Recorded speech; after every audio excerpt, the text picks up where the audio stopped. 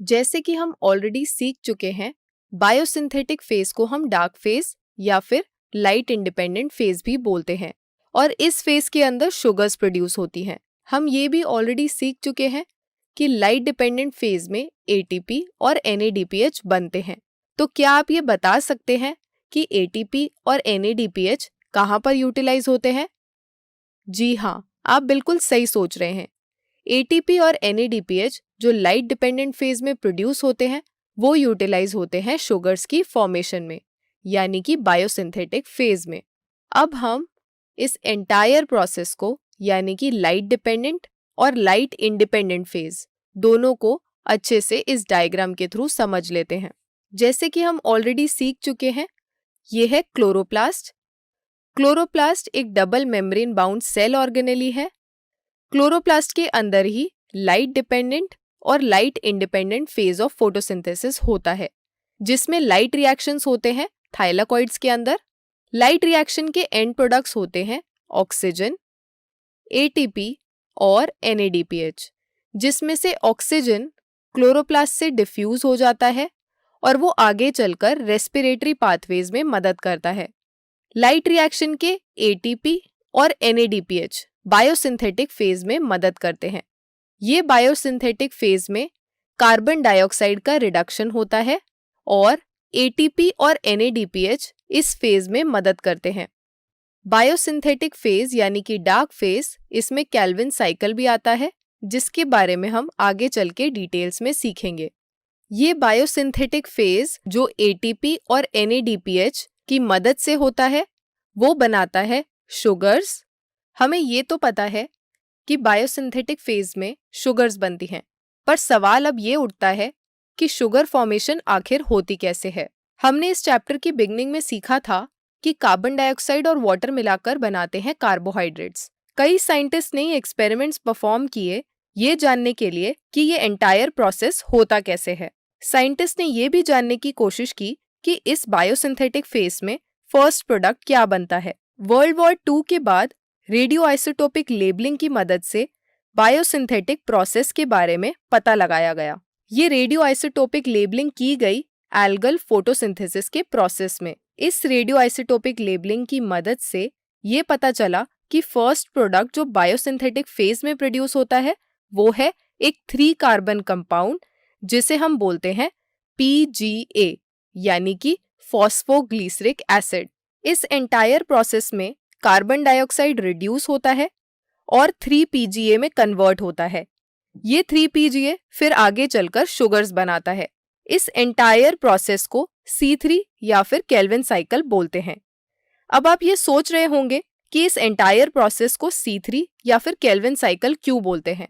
हम इस entire cycle को C3 साइकिल इसीलिए बोलते हैं क्योंकि इसमें जो फर्स्ट प्रोडक्ट बनता है वो है एक 3 कार्बन कंपाउंड जिसे हम बोलते हैं 3 PGA यानी कि 3 फॉस्फोग्लिसरिक एसिड। हम इसे केल्विन साइकिल इसीलिए बोलते हैं क्योंकि ये साइकिल डिस्कवर की थी एक साइंटिस्ट ने जिनका नाम है मेल्विन केल्विन। कई साइंटिस्ट ने ये पता लगाने की कोशिश की कि क्या सभी प्लांट्स में फर्स्ट प्रोडक्ट जो कार्बन फिक्सेशन से बनता है क्या वो फॉस्फोग्लिसरिक एसिड ही होता है। साइंटिस्ट ने ये पता लगाया कि कई ऐसे प्लांट्स होते हैं जिसमें फर्स्ट प्रोडक्ट होता है एक 3 कार्बन कंपाउंड और कई ऐसे प्लांट्स भी होते हैं जिनमें फर्स्ट प्रोडक्ट जो कार्बन फिक्सेशन से बनता है वो एक 4 कार्बन कंपाउंड होता है। तो ऐसे प्लांट्स जिसमें फर्स्ट प्रोडक्ट 3 कार्बन कंपाउंड का बना होता है ऐसे प्लांट्स को हम बोलते हैं C3 प्लांट्स और इनमें जो साइकिल प्रेजेंट होती है उसको हम बोलते हैं C3 साइकिल। इसमें फर्स्ट प्रोडक्ट बनता है फॉस्फोग्लिसरिक एसिड। ऐसे प्लांट्स जिसमें फर्स्ट प्रोडक्ट 4 कार्बन का बना होता है ऐसे प्लांट्स को हम बोलते हैं C4 प्लांट्स। इनमें जो साइकिल प्रेजेंट होती है उसको हम बोलते हैं C4 साइकिल और इनमें जो फर्स्ट प्रोडक्ट फॉर्म होता है उसको हम बोलते हैं ऑक्सैलो एसिटिक एसिड। क्लास, अब हम सीखेंगे C3 साइकिल के बारे में। C3 साइकिल को हम 2 पार्ट्स में सीखेंगे। सबसे पहले हम C3 साइकिल के पार्ट 1 को समझ लेते हैं। NADPH और ATP जो लाइट डिपेंडेंट रिएक्शन से प्रोड्यूस होते हैं वो केल्विन यानी C3 साइकिल में यूटिलाइज होते हैं। केल्विन साइकिल में सीरीज ऑफ रिएक्शंस होते हैं जिसमें कार्बन डाइऑक्साइड यानी कि CO2 रिड्यूस होता है और वो कन्वर्ट होता है शुगर्स में यानी कि ग्लिसरॉल्डिहाइड 3 फॉस्फेट में कन्वर्ट होता है। कैल्विन साइकिल में 3 स्टेप्स होते हैं, कार्बन फिक्सेशन, रिडक्शन और regeneration of RUBP। Fixation step में कार्बन डाइऑक्साइड कंबाइन करता है रिब्यूलोज 1,5 बिसफॉस्फेट से और कन्वर्ट हो जाता है एक 6 कार्बन कंपाउंड में जो कि अनस्टेबल होता है, इसीलिए वो कन्वर्ट हो जाता है एक 3 कार्बन कंपाउंड में जिसे हम बोलते हैं 3 फॉस्फोग्लिसरेट। दूसरा स्टेप होता है रिडक्शन।